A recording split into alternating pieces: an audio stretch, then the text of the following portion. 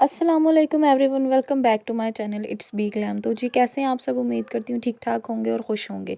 तो जी वीडियो के टाइटल और थंबनेल से तो सबको आइडिया हो ही गया है कि मैं स्टार्ट कर रही हूँ 30 डेज़ की ऑनलाइन ब्यूटिशियन क्लासेस। तो पार्टिसिपेट करिएगा and without wasting any time let's get started the video. आज हम बात करेंगे सिर्फ मेन टॉपिक्स के ऊपर के ब्यूटिशियन क्या है, उसका तारुफ, थ्रेडिंग वगैरह इन सब चीज़ों पे बात करेंगे। सबसे पहले हम आते हैं ब्यूटिशियन क्या है, ब्यूटिशियन का तारुफ और उसकी डीलिंग। ब्यूटिशियन एक आज के दौर में एक ऐसी पर्सनैलिटी है जिसके बगैर जो न्यू जनरेशन है उसका तो गुजारा मुमकिन है ही नहीं। इवन के बच्चे के पैदा होने से लेकर इंसान के फ़ौत होने तक ब्यूटिशियन एक ऐसी हस्ती है जो हमें खूबसूरत बनाने में, हमारी स्किन का ख्याल रखने में, हमारे बालों का ख्याल रखने में बहुत ही अहम किरदार अदा करते हैं। ठीक हो गया, ये है ब्यूटिशियन। अब ब्यूटिशियन की डीलिंग क्या होनी चाहिए? ब्यूटिशियन की डीलिंग में सबसे पहले आता है ब्यूटिशियन की ड्रेसेस, उसकी पर्सनैलिटी, उसका इखलाक और उसकी ड्रेसिंग सेंस आती है। फिर उसके बाद ब्यूटिशियन की स्किन अच्छी होनी चाहिए और ब्यूटिशियन रेडी होनी चाहिए, ब्यूटिशियन को प्यारा लगना चाहिए। अपने ब्यूटिशियन का सबसे पहला जो फ़र्ज़ है वो होता है अपने आप को खूबसूरत बनाना, ताकि जब क्लाइंट हमारे पास आए तो वो हमारी शख्सियत देखकर आधे से ज़्यादा उसकी टेंशन जो है वो रिलीज़ हो जाए। जैसे कि हम डॉक्टर के पास जाते हैं फुल पेन लेके, तो जब हमें डॉक्टर अच्छे तरीके से डील करता है हमारा आधा पेन तो वैसे ही गायब हो जाता है। आई होप आपको समझ आ गई होगी कि ब्यूटिशियन की डीलिंग क्या है। डीलिंग सिर्फ ब्यूटिशियन की नहीं, हर पेशे में, हर शोबे में जो डीलिंग है वो बेस्ट है। हमारा इखलाक अच्छा होना चाहिए। हमारा इखलाक अच्छा होगा तो इंशाल्लाह ताला बाकी सारे मसले भी हमारे हल होते जाएंगे। ये टॉपिक जो था ब्यूटिशियन की डीलिंग के ऊपर, ये मैंने क्लियर कर दिया है। अब हमें सबसे पहले जो आने वाली ब्यूटिशियन है उन्हें अपने आपका अपना ख्याल रखना सबसे ज़्यादा इम्पोर्टेंट है। सबसे ज़्यादा इम्पोर्टेंस हमें सिर्फ अपने आप को देनी चाहिए। ख़ुद को खूबसूरत बनाना है, उसके बाद ताकि हमसे जो मिलने वाला इंसान है वो हमें देख के ही रिलैक्स फ़ील करे। ओके हो गया। अब आते हैं अगले टॉपिक के ऊपर। जी, स्किन टाइप्स। आम तौर पर जो स्किन की टाइप्स होती हैं वो 3 किस्म की होती हैं, जिनमें सबसे पहले नंबर पर आती है ऑयली स्किन। ऑयली स्किन की निशानी ये है कि हमारा जो टीज़ है हमारे फेस पे, जिन लड़कियों के फेस पे या हमारे क्लाइंट के फेस पे ऑयल बहुत ज़्यादा प्रोड्यूस होता हो, हमारे नोज़ पे, अराउंड नोज़, चिन और फोरहेड हो गया, यहाँ पे तेल बहुत ज़्यादा हो, ओपन पोर्स हों, एक्नी हो, ब्लैक हेड वाइट हेड का इशू हो, और टी जोन एरिया जैसे कि फोरहेड, नोज़ और चिन, ये होता है हमारा टी जोन एरिया। जैसे कि आप देख सकते हैं फोरहेड, नोज़ और चिन को मिला के ये एक टी बनता है, तो इसे कहते हैं टी जोन एरिया। यहाँ पे अक्सर ज़्यादा ऑयल निकलता है जिसकी वजह से एक्नी, पिंपल्स और ये सब चीज़ें जो होती हैं, ओपन पोर्स होते हैं। ओपन पोर्स हमारे चीक्स पे होते हैं, चीक्स पे, नोज़ पे, यहाँ ज़्यादातर होते हैं। ये जो एरिया होता है ये हमारा ऑयल की वजह से इफ़ेक्टेड हो जाता है, जिससे एक्नी की प्रॉब्लम हो जाती है, वाइट हेड, ब्लैक हेड्स वगैरह निकलना शुरू हो जाते हैं। ये होती है ऑयली स्किन की जो सिम्टम्स होती हैं। और ऑयली स्किन जो होती है सबसे ज़्यादा ख़तरनाक किस्म की, मतलब गंदी टाइप की स्किन होती है। ऑयली स्किन क्लियर होगी। अब आते हैं नॉर्मल स्किन पे। Normal skin also known as a healthy skin. ये ना तो ज़्यादा ऑयली होती है, ना तो ज़्यादा ड्राई होती है और ना ज़्यादा सेंसिटिव या कॉम्बिनेशन होती है। ये हेल्दी स्किन होती है। हाँ, थोड़ा बहुत एक्नी का हार्मोनल इशू जो होता है वो तो चलता रहता है। बहरहाल जो नॉर्मल स्किन होती है वो बहुत ज़्यादा हेल्दी स्किन है। अब आते हैं अपनी अगली स्किन टाइप के ऊपर जो कि है ड्राई स्किन। अच्छा, ड्राई स्किन जो है, जैसे कि सर्दियों में अक्सर जो नॉर्मल स्किन वाले या जो ऑयली स्किन वाले होंगे उनको पता होगा कि सर्दियों में जो हमारी चीक्स होती हैं ना वो काफ़ी ड्राई हो जाती हैं, रेड हो जाती हैं हमारी स्किन पे। गर्मियों में भी कभी कभी ख़ारिश शुरू हो जाती है। तो ये सारी जो प्रॉब्लम्स होती हैं ये ड्राई स्किन वालों के साथ होती हैं। तो ये ड्राई स्किन का भी जो टॉपिक था ये क्लियर हो गया। ड्राई स्किन बहुत ज़्यादा फ्लेकी होती है, बहुत ज़्यादा ख़ारिश होती है, एक्नी होती है। एक्नी कभी होती है कभी नहीं होती। स्किन काफ़ी मुरझाई हुई, काफ़ी मतलब बोरियत सी, बेरौनक स्किन जिसे कहते हैं ना, उस टाइप की हो जाती है, ये जो ड्राई स्किन होती है। अब आते हैं अगली स्किन टाइप्स के ऊपर। ये ज़्यादातर आजकल जो हमारी जो जनरेशन नई आई है ना, इनमें ज़्यादातर ये वाली प्रॉब्लम्स जो हैं वो ज़्यादा देखने को मिलती हैं, जिसमें आती है सबसे पहले सेंसिटिव स्किन। ये जो सेंसिटिव स्किन वाले होते हैं ना, ये ख़ुद भी बहुत ज़्यादा सेंसिटिव होते हैं। इनकी स्किन पे ना तो कोई सोप यूज़ सूट करता है, ना तो कोई फेस वॉश सूट करता है, ना तो कोई हार्श क्रीम्स सूट करती हैं। इनकी स्किन ऐसे होती है जिस तरह बारीक सी एक लेयर हो जाती है। ये ज़्यादातर हमारी भी गलतियाँ होती हैं, जैसे है कि हम बहुत ज़्यादा क्रीम्स लगाने लग जाते हैं, बहुत ज़्यादा ब्लीच यूज़ करने लग जाते हैं, उससे भी हमारी स्किन अफेक्टेड हो जाती है। दूसरी बात आती है कॉम्बिनेशन स्किन। कॉम्बिनेशन स्किन जो होती है वो थोड़ी थोड़ी ऑयली होती है, थोड़ी थोड़ी ड्राई होती है, कहीं से ऑयली कहीं से ड्राई। जो टी जोन एरिया होता है, फोरहेड, नोज़ और चिन होती है, ये ऑयली होती है, और जो चीक्स होती हैं वो ड्राई होती हैं। चलें जी, यहाँ तक तो एक कॉन्सेप्ट क्लियर हो गया, दो कॉन्सेप्ट क्लियर हो गए। एक हो गया ब्यूटिशियन का तारुफ, उसकी डीलिंग, और दूसरा हो गया जी हमारी स्किन टाइप्स। ये चीज़ आपको आई होप अच्छे से समझ आ गई होगी। अगर फिर भी कोई क्वेश्चन रह जाए तो आप मुझे ग्रुप में या फिर कमेंट बॉक्स में पूछ सकते हैं। अब आते हैं अगले सेशन की तरफ, जो कि है थ्रेडिंग, अगले कॉन्सेप्ट की तरफ, जो कि है थ्रेडिंग। अब जी बारी आती है थ्रेडिंग। हमारी जो न्यू जनरेशन है ना, ऑलमोस्ट सबको पता है थ्रेडिंग क्या है, तो मैं इस टॉपिक पे बात करके या इस टॉपिक को यूज़ करके ज़्यादा टाइम वेस्ट नहीं करूँगी।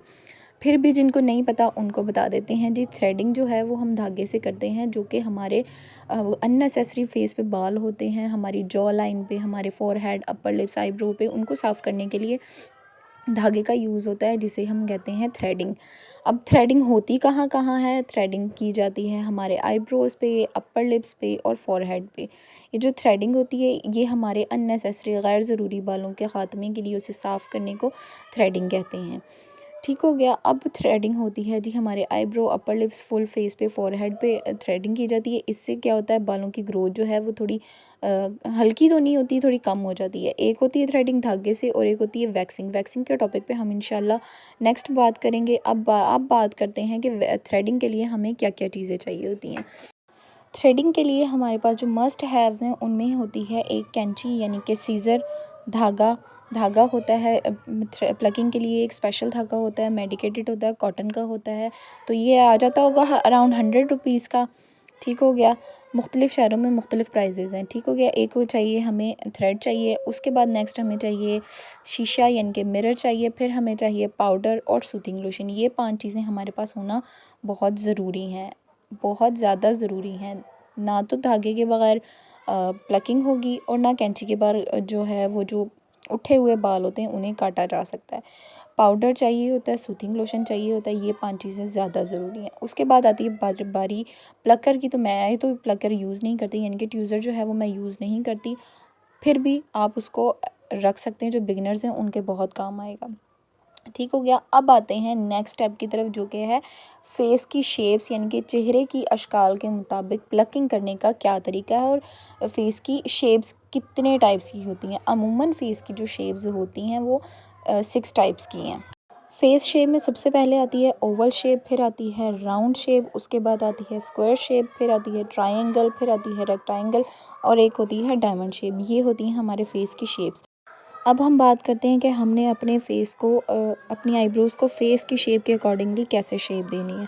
ये होगी थी 6 किस्म की शेप्स होगी। अब बारी आती है हमारी जो प्लकिंग है, हमारी आईब्रोज़ हैं उनको हमने कैसे शेप देनी है। ये है हमारी आईब्रो, ये हो गई जी हमारी आईब्रो, क्लाइंट की आईब्रो। अब हमने इसको शेप कैसे देनी है। शेप हमने देनी है, चाहे वो फेस राउंड हो, स्क्वायर हो, ट्रायंगल हो, रेक्टेंगल हो, जो भी हो, उसको हमने शेप कैसे देनी है। ये होगी हमारी आईब्रो, और ये रही हमारी आँख की शेप, यानी कि हमारी आईलिड बाल पॉइंट भी ख़राब हो गई। फॉर एग्ज़ाम्पल ये रही हमारी आईब्रो और ये रही हमारी आँख, इग्नोर करना ड्राइंग को, और ये है हमारा नोज़। अब हमने फेस के अकॉर्डिंगली कैसे अपनी आईब्रो को शेप देनी है। तो ये है नोज़, तो नोज़ के ऊपर आप कोई भी ब्रश रख लें, या फिर कोई भी वाइट पेंसिल ले लें, या कोई भी ऐसी चीज़ ले लें जिससे आप मार्कअप कर सकें। ये सिर्फ बिगिनर्स के लिए, जो हैं क्या नाम है एक्सपर्ट हैं, उनको इस चीज़ की ज़रूरत नहीं होती, वो उनका हाथ चल जाता होता है। तो करना क्या है, एक ब्रश लेना है और उसको अपने नोज़ के ये जो नॉस्ट्रल्स होते हैं, जो नाक के सुराख होते हैं, यहाँ पे हमने रखना है, इसके बिल्कुल पास हमने रखना है अपना ब्रश, और फिर 90 डिग्री का एक एंगल बनाना है और वहाँ पे मार्कअप कर देना है। जैसे कि ये मैंने यहाँ बना लिया, तो इस आईब्रो की शेप हमारी यहाँ से बनेगी, नाक की सीध में, और ये वाली जो चीज़ होती है एक्स्ट्रा होती है और यहाँ से दूसरी आईब्रो शुरू होती है। सेम प्रोसेस हमने इस साइड पे करना है, 90 का एंगल बनाना है। अब इसका कर्व कैसे देना है, तो 90 के बाद हमने बनाना है 60 का एंगल। यहाँ पर आकर हमने जो है इसका आर्च या कर्व जो भी कह लें वो बनाना है, और उसके बाद हमने यहीं से ब्रश को जो है वो टर्न कर देना, और यहाँ पे बनाना है हमने 45 डिग्री का एंगल। आई होप समझ गए होंगे। पहला एंगल होगा हमारा 90 डिग्री का, दूसरा होगा हमारा 60 डिग्री का, और तीसरा होगा 45 डिग्री का। ये 3 हमने एंगल बनाने हैं अपनी नोज़ से लेकर अपनी आइज़ तक, यानी कि अपनी क्लाइंट की जो आईब्रो की एंड हो रही है वहाँ तक। फिर आपको आसानी से समझ लग जाएगी कि किस फेस पे कौन सी शेप ज़्यादा सूट करेगी और कौन सी शेप ज़्यादा अच्छी बनेगी। बस ये 3 कीज़ जो हैं ये आप अपने माइंड में बिठा लीजिए कि कोई भी फेस है उस पर बनेगा एक 90 डिग्री का एंगल, एक बनेगा 60 का, और एक बनेगा 45 डिग्री का। ये 3 एंगल आप अपने माइंड में बिठा लें तो आपके लिए प्लकिंग करना बहुत ईजी हो जाएगा। यहाँ तक तो हो गई हर चीज़ क्लियर। ये चीज़ जो है अपने माइंड में बिठा लीजिएगा। स्किन टाइप्स, फेस शेप और प्लकिंग की शेप्स जो है वो मैं यहाँ पे मेंशन कर दूँगी, आप सब देख लीजिएगा, और उसके बाद नाम भी बताती रहूँगी। अच्छा, अगर हम देखें अपने फेस के शेप्स के अकॉर्डिंगली तो फिर वो बनती हैं मतलब आजकल ज़्यादा जो पसंद की जा रही हैं आईब्रोज़ की शेप वो ये हैं, जिनमें आती है एक स्ट्रेट आती है, एक अपवर्ड आती है, साथ साथ पिक्चर्स भी मेंशन कर रही हूँ। एक आती है सॉफ्ट आर्च, एक आती है medium arch, high arch, S shape, round shape और राउंड आर्च। आज आपको हर चीज़ क्लियरली समझ आ गई होगी, हमारी स्किन टाइप्स का, हमारी आईब्रोज़ को शेप कैसे देनी है, फेस शेप, आईब्रो शेप्स जो है हर चीज़ क्लियर होगी। आपने आईब्रो बनाने से पहले ये चीज़ें माइंड में रखनी हैं कि हमारे नोज़ के स्टार्ट से लेकर आईब्रो तक ये 3 एंगल बनेंगे, 90, 60 और 45 डिग्री का एंगल बनेगा। इससे क्या होगा, हम हर अपने क्लाइंट के फेस शेप्स के अकॉर्डिंगली आसानी से जो है हम बना सकते हैं, आईब्रो बना सकते हैं बिना किसी शिकायत, बिना किसी परेशानी के। और इन सब चीज़ों में ज़रूरी होती है प्रैक्टिस, प्रैक्टिस, प्रैक्टिस, प्रैक्टिस आपने हर हाल में करनी है। चलें जी, ये थी जी आज की वीडियो। मिलते हैं अगली वीडियो में, तब तक के लिए अल्लाह हाफ़िज़। वीडियो अच्छी लगे तो वीडियो को लाइक, शेयर और वीडियो को लाइक कर लीजिएगा और इसको शेयर भी कीजिएगा, और अगर चैनल पे नए हैं तो चैनल को सब्सक्राइब करके बेल नोटिफिकेशन लाजमी ऑन कीजिएगा, ताकि मेरी आने वाली हर नई वीडियो की नोटिफिकेशन आपको टाइम टू टाइम मिलती रहे। मिलते हैं अगली वीडियो में, तब तक के लिए अल्लाह हाफ़िज़।